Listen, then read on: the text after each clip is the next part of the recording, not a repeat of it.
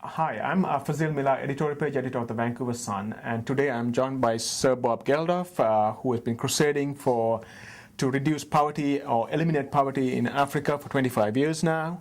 Since we're talking to a Canadian audience, tell me, there's research which Professor Saleh Martin at Columbia has done, which suggests that over the last 30 years, open markets trade has lifted hundreds of millions of people out of poverty, particularly extreme poverty.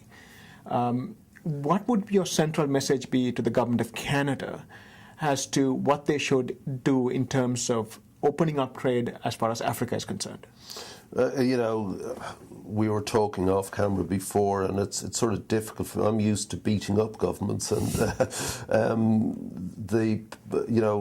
Canada has almost 100% quota-free access to Canadian markets for developing countries, with the exception of poultry and dairy and eggs, right, which is hardly a huge component of the African economy, I have to say. So that's not much of a problem.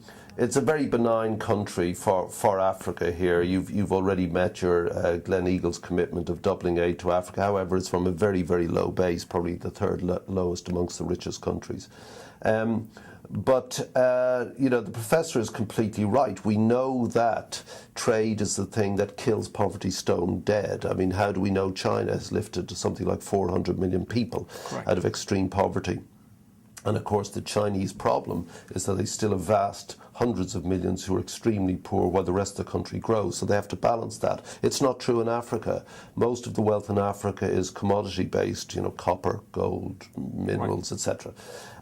Africa needs to expand its economy, diversify it away from the skittish commodity market into manufacturing and consumer goods. It is happening. The fastest growth in the world of mobile phones is Africa, and of course the connectivity that gives is a sort of virtual infrastructure, because there are no roads, there's no rail link, so they are now connecting through the phone and through wireless net operations. Canada, as part of its leadership of the G8 and the G20, has got the moral capability now, because it has done exactly what it promised, unlike most of the other G8.